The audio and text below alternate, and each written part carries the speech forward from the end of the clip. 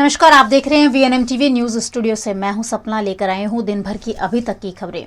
देश, दुनिया और शहर जिले की खबरों पर विस्तार से नजर डालें उससे पहले नजर आज की सुर्खियों पर। आइए देखते हैं आज की वीएनएम हेडलाइंस।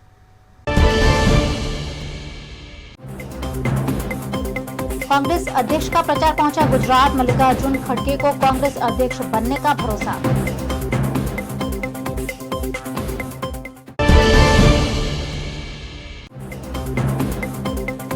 राजकोट में बिल्डर के घर डाका, परिवार को बंधक बनाकर लाखों की लूट।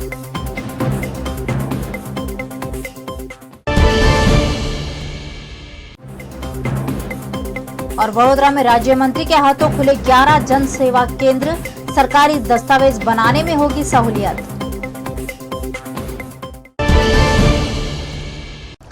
कांग्रेस अध्यक्ष के चुनाव का प्रचार अभियान तेज करते हुए कांग्रेस नेता मल्लिकार्जुन खड़गे गुजरात दौरे पर पहुंचे हैं।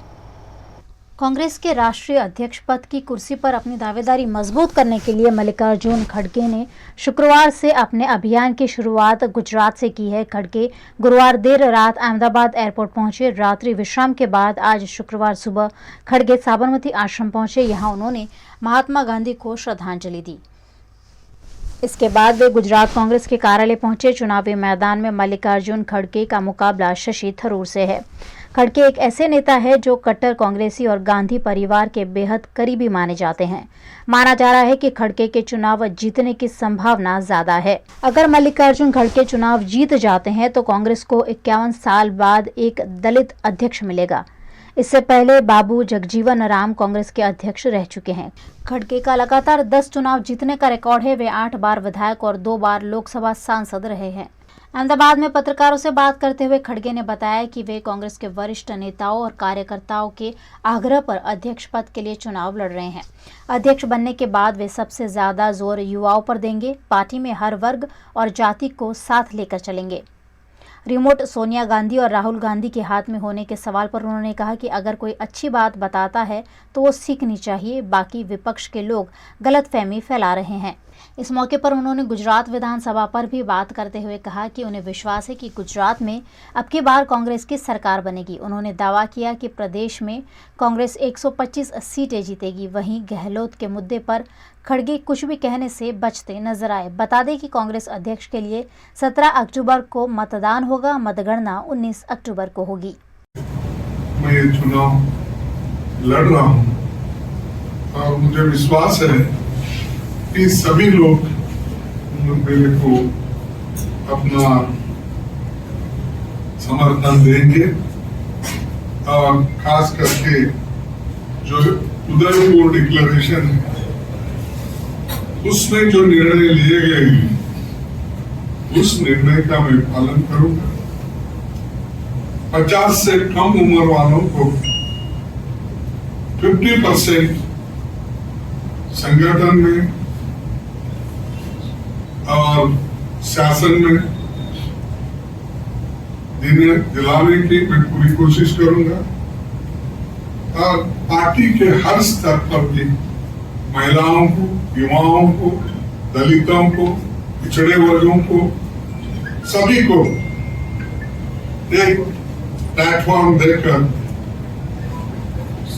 मैं उनकी भी मदद करूंगा और उसके साथ साथ जिन राज्यों में चुनाव हो गए वहां पर भी हमारे कार्यकर्ताओं को,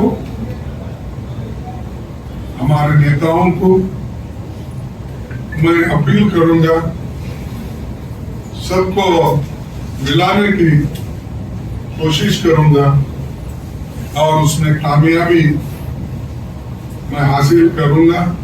वडोदरा के मांजलपुर में रहने वाले 19 साल के दक्ष पटेल की निर्मम हत्या दोस्त द्वारा कर दी गई थी। इस मामले हत्यारे को फांसी की सजा देने की मांग पटेल समाज द्वारा की गई। वडोदरा में 2 दिन पहले 19 साल के युवक की दोस्त ने ही हत्या कर दी थी। हत्यारे युवक को पुलिस ने पकड़ भी लिया है। वडोदरा के पटेल समाज ने आवेदन देकर हत्यारे युवक को फांसी देने की मांग की है। गुजरात के राजकोट के पॉश इलाके में फिर एक बार लाखों रुपए की लूट को अंजाम दिया गया है। गुजरात के राजकोट में लूट की वारदात सामने आई है, जिसमें राजकोट के बड़े बिल्डर माने जाते प्रभात सिंधव के वहां लूट की वारदात को अंजाम दिया गया। लूट के आरोपियों ने चौकीदार के साथ मिलीभगत कर लाखों रुपए की नकद और जेवरात चोरी कर लिए। घटना की जानकारी पाकर डीसीपी समेत के आला अधिकारी मौके पर पहुंचे और चोरों को ढूंढने की मशक्कत शुरू कर दी है। चाकू की नोक पर की गई इस लूट से इलाके में सनसनी फैल गई है। બનાવમાં એવું છે કે ચોરી અને લૂંટનો બનાવ હતો ગણાય। મારો ભત્રીજો ઉપર સૂતો હતો અને મારા પપ્પા નીચે હતા પાર્કિંગમાં। સવારે 7 વાગ્યાની આજુબાજુમાં દરવાજો ખોલ્યો। જે અહીં સ્થાનિક નીચે રહેશે એ નેપાળી રામ ઉર્ફે અનિલ નેપાળી, એણે એમ કીધું કે દરવાજો ખોલ, કામ છે બરાબર। પછી અંદર જઈ અને જે કાર્યક્રમ હતો એ બધો ચોરી અને લૂંટનો જે હતો એ લઈ ગયા। એમાં ઉપર જઈ અને પછી ગળે સરી બતાવી અને એને દોરીથી અને ઓશિકાના કવરથી બાંધી દીધો। 3 જણા હતા। હવે એ મોટા ભાઈ આવે ત્યારે ખબર પડે બધી।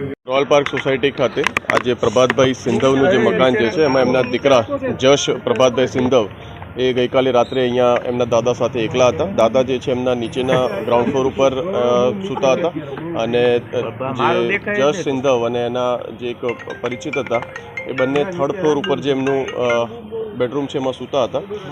એમના મિત્ર જે છે લગભગ 5:45-6 વાગ્યાના સુમારમાં શાળાએ જવા માટે નીકળી ગયેલા અને એ વખતે દરવાજો નીચેનો જે સેકન્ડ ફ્લોર ઉપરનો જે છે ખુલ્લો મૂકીને ગયેલા હતા। આ દરમિયાન લગભગ 6:30ની આસપાસના સમયગાળામાં 6:15-6:30ની આસપાસના સમયગાળામાં જે એમના ઘરે કામ કરતા અનિલ કરીને જે ઈસમ જે છે એ અને એના બીજા 2 અજાણ્યા ઈસમો, એ ત્રણેય ઈસમો જે છે ઉપર જે જશ સિંધવ જે છે એની પાસે આવેલા એને ડરાવી ચાકુ જેવું શસ્ત્ર બતાવી અને જે કેશ અને ગોલ્ડ ક્યાં છે એની પૂછપરછ કરેલી અને ત્યારબાદ એને સામેના રૂમ કે જ્યાં જશ સિંધવના પેરેન્ટ્સનો બેડરૂમ જે છે એને બ્રેક કરી અને એમાં અંદરથી કેશ અને ગોલ્ડ લઈ ગયા છે।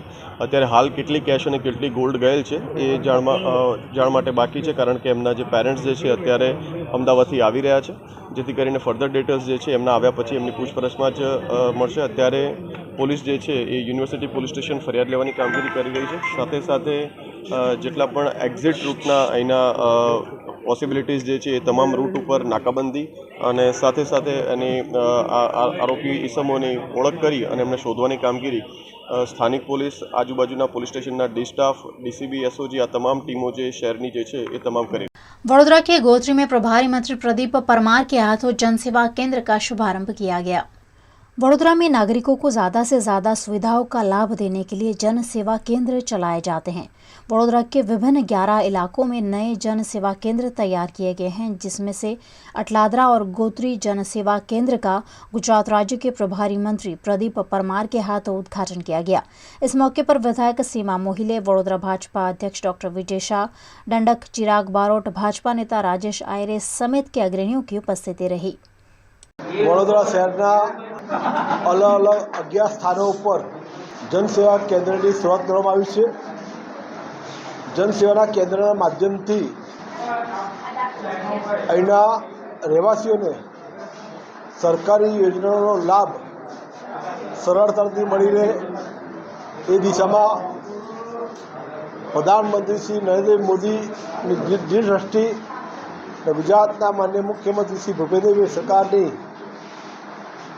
લોકોની લાગણી પ્રત્યેનો પ્રેમ, જે પ્રકારે ગુજરાતના લોકો છેવાડા વ્યક્તિનો પણ વિકાસની અંદર ભાગીદાર બને એ દિશામાં કામ કરવાની અમારી ભારતીય જનતા પાર્ટી સરકાર દ્વારા વડોદરા શહેરના લોકો માટે પોતાના ઘરની નજીક, દાખલા તરીકે એમણે આવકનો દાખલો મેળવવો હોય, આધાર કાર્ડ મેળવવું હોય, રેશન કાર્ડની અંદર નાના મોટા સુધારા કરવા હોય, અલગ અલગ સમાજના જાતિના પ્રમાણપત્રો મેળવવાના હોય કે કોઈપણ પ્રકારની સરકારી યોજનાનો લાભ લેવો હોય તો અહીંયા નાગરિક આવે અને આ ઓફિસના માધ્યમથી અને સરકારી ડોક્યુમેન્ટ સરળતાથી મળી રહે એ દિશામાં વડોદરા કલેક્ટરશ્રી અને અમારા ચૂંટાયેલા પ્રતિનિધિના માધ્યમથી વડોદરા શહેરના લોકો માટે આ સેવા કેન્દ્ર શરૂ કરવામાં આવ્યો છે। वीएनएम न्यूज में वक्त हो चला एक छोटे से अंतराल का, कहीं जाएगा नहीं, ब्रेक के उस पार खास खबरें अभी और भी।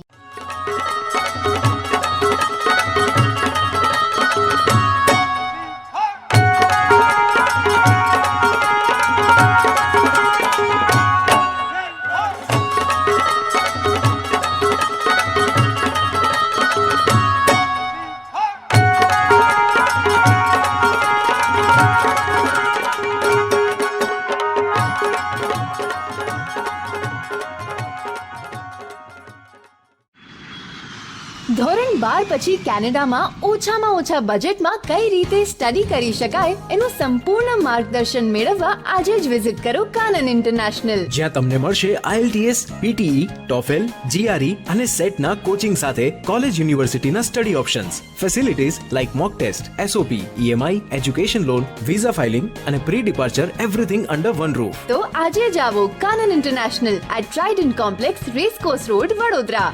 વડોદરાના ઘણા વિસ્તારો જેમ કે અકોટા, માંજલપુર, અલકાપુરી, મકરપુરા વગેરે વગેરે વિસ્તારોના લોકો ચિંતામાં છે. આ ચિંતાનું કારણ છે વડોદરાના લોકોમાં વધતી ઈર્ષા. જી હા, અને આ ઈર્ષાનો સ્ત્રોત છે તરસાલી એરિયામાં આવેલ રેઝિડેન્શિયલ પ્રોજેક્ટ દર્શનમ પ્લેસ. ઘણી બધી એમ્યુનિટીઝથી ભરપૂર આ 2 અને 3 BHK પ્રોજેક્ટ બની ગયો છે નવા ઘર શોધવાવાળા લોકો માટે એક અનોખો અવસર. पिताजी, ये मुझे कहीं नहीं ले जाते, चॉकलेट आइसक्रीम नहीं खिलाते, कहते बचत नहीं, बड़े पेट्रोल के दाम, मेरा जीना हुआ हराम. गीता, पिकनिक पार्टी रोज ही जाते, चॉकलेट आइसक्रीम रोज ही खाते, जॉय ई-बाइक में बचत कराई, आखिर बचत भी तो है कमाई. ये है जॉय ई-बाइक, जितनी दौड़ेगी उतनी बचत जोड़ेगी. आज ही घर लाएं और बचत कमाएं. जॉय ई-बाइक.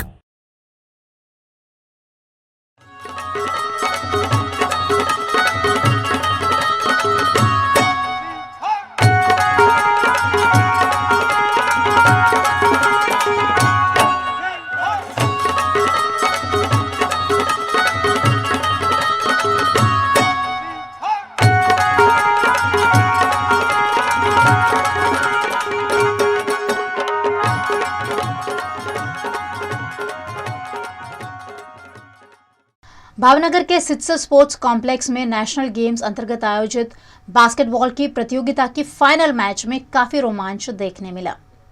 गुजरात में इन दिनों चल रहे नेशनल गेम्स अंतर्गत भावनगर में बास्केटबॉल की महिला और पुरुष वर्ग की प्रतियोगिता का आयोजन हुआ, जिसमें काफी रोमांचक मुकाबले के बाद महिला वर्ग में तेलंगाना की टीम विजेता रही, जबकि तमिलनाडु की टीम रनर्स अप बनी. जबकि पुरुषों के मुकाबले में तमिलनाडु की टीम विजेता रही और पंजाब की टीम रनर्स अप बनी. नेशनल गेम्स बास्केटबॉल में 5x5 में महिला और पुरुष वर्ग में केरल, पंजाब, तमिलनाडु, गुजरात, आसाम, मध्य प्रदेश, कर्नाटक और तेलंगाना की टीमों ने हिस्सा लिया, जिसमें 5x5 फाइनल मैच में तेलंगाना के खिलाफ तमिलनाडु का रोमांचक मैच देखा गया और पुरुषों में तमिलनाडु और पंजाब के बीच मैच खेली गई. महिला टीम में तेलंगाना की टीम ने 67 पॉइंट और तमिलनाडु ने 62 पॉइंट हासिल किए, जबकि पुरुषों की टीम में तमिलनाडु ने 97 पॉइंट और पंजाब ने 89 पॉइंट प्राप्त किए. महिला वर्ग में तेलंगाना की टीम को गोल्ड मेडल मिला, जबकि तमिलनाडु की टीम ने सिल्वर मेडल हासिल किया. हम लोग बहुत खुशी है, सब टीम बहुत खुश है. नेशनल गेम्स का पहला गोल्ड मेडल आ रहा है तमिलनाडु का, जिससे मुझे पता है. तो पंजाब बहुत तगड़ी टीम थी, हम लोग ने भी अच्छा खेला. पिछले बार नेशनल चैंपियन हम ही रहे, तो इस बार भी वही स्ट्रैटेजी बना के आए, तो वैसे ही गया. पिछले बार 20 पॉइंट से जीते थे, इस बार 10 पॉइंट. काफ़ी डिसअपॉइंट है, फिर भी हम लोग गोल जीते, इसका बहुत खुशी है हम लोग. मैच काफी हाई स्कोरिंग, दोनों ही टीम नेक टू नेक चल रही थी, तो आपकी क्या? आज तो वैसे ऑफेंसिव गेम था, आज डिफेंसिव गेम नहीं था, ताकि स्कोरिंग ज़्यादा 90 के ऊपर आया ना, तो ऑफेंसिव गेम था. हमारा स्ट्रैटेजी कुछ नहीं, उन लोग में हाइट बहुत अच्छे है, सब 7-7 फुट के है, तो हमारे में बहुत फास्ट है, वो लोग बहुत स्लो है. तो यही स्ट्रैटेजी थी, जब भी मॉल मिले हम लोग फास्ट करेंगे ताकि हम लोग आगे बढ़ सकें. आपको यहाँ का स्पोर्ट्स कॉम्प्लेक्स कैसे लगा, क्या फैसिलिटी सब कैसे है? बढ़िया इधर का स्पोर्ट्स कॉम्प्लेक्स एक्चुअली बढ़िया है.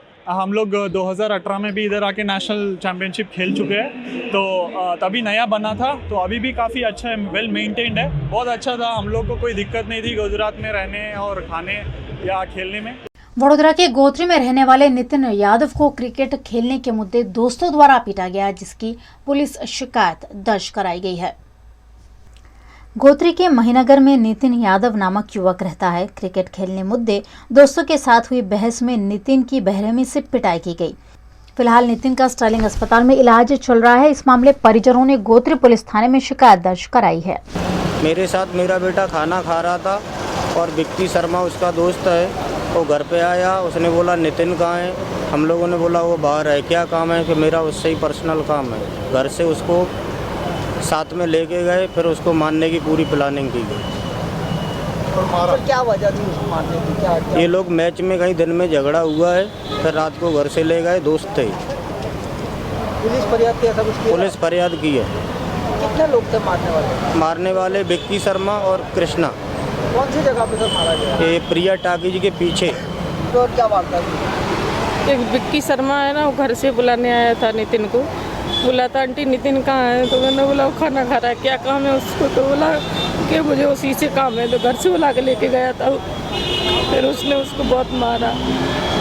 क्या वजह क्या थी मारने? ये मुझे नहीं, मैच खेल रहे थे दोनों, पता नहीं उसमें किसी से झगड़ा हुआ था।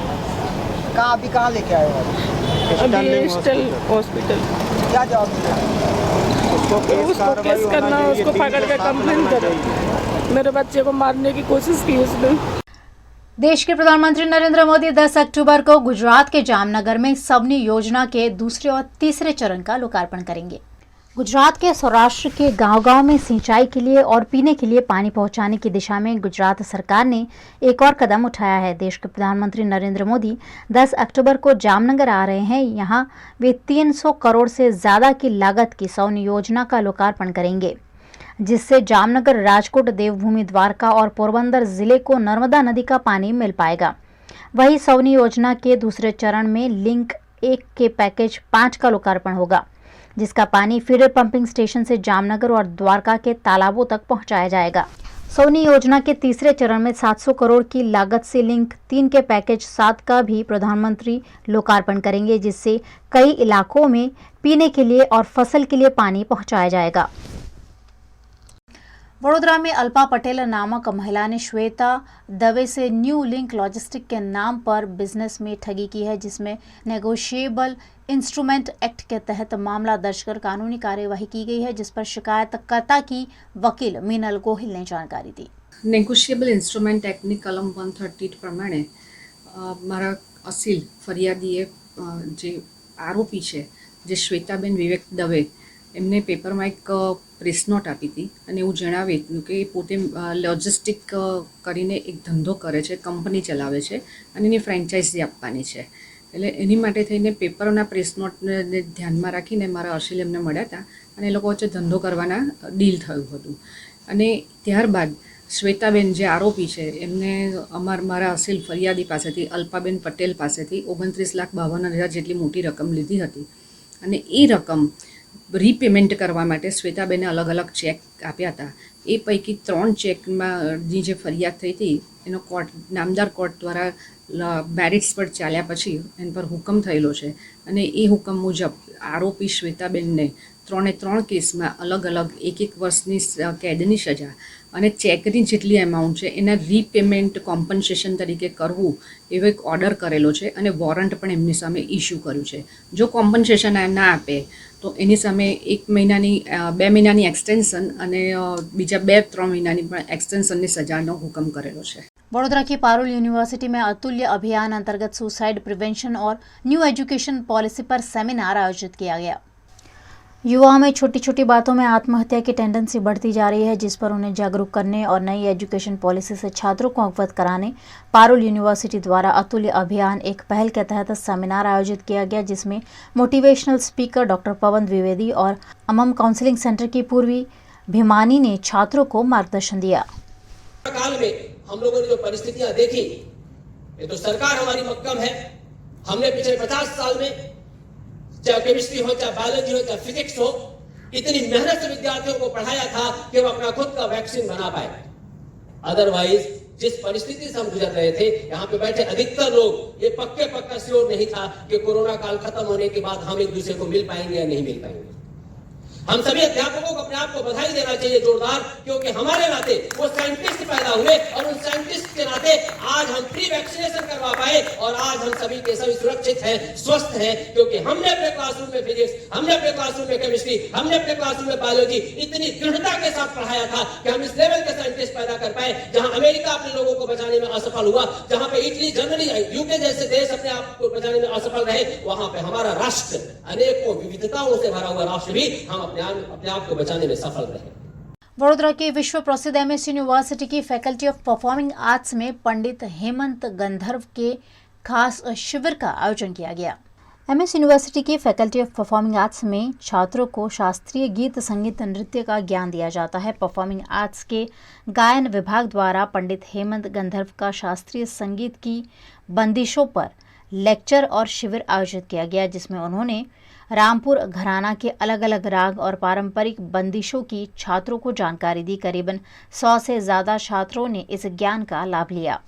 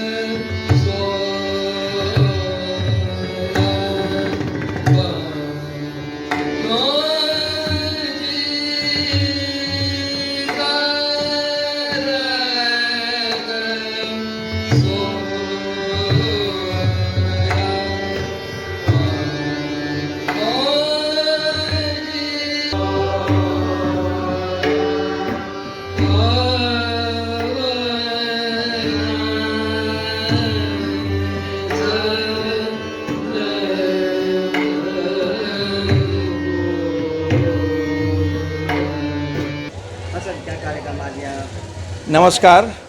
गायन विभाग faculty of performing arts Maharaja Sayajirao university में आज रामपुर सहसवान घराना, जो कि शास्त्रीय संगीत का एक महत्वपूर्ण घराना है, उसके एक उस्ताद निसार हुसैन खान साहब हमारी इसी कॉलेज में उस्ताद की पोजीशन में थे। उन्हीं के शिष्य पद्म भूषण गुलाम मुस्तफ़ा खान साहब और उनके शिष्य श्री हेमंत गंधर्व जी का आज शिविर है, वर्कशॉप है, जिसमें उस घराने की मूल्यवान बंदिशें और राग हमारी फैकल्टी के संगीत के विद्यार्थियों को वो सिखाएंगे। हम ऐसा मानते हैं कि करिकुलम में या तो सिलेबस में जो भी होता है उसको टीचर्स तो सिखाते हैं, परंतु अलग अलग क्षेत्र के जो विद्वान हैं उसी विषय में जो काम करते हैं उनको बुलाकर उनके साथ रूबरू उनको करवाना, उससे उनकी दृष्टि बहुत व्यापक बनती है। तो उसी का यह प्रयास है। मेरा नाम doctor Rajesh Kelkar, dean faculty of performing arts.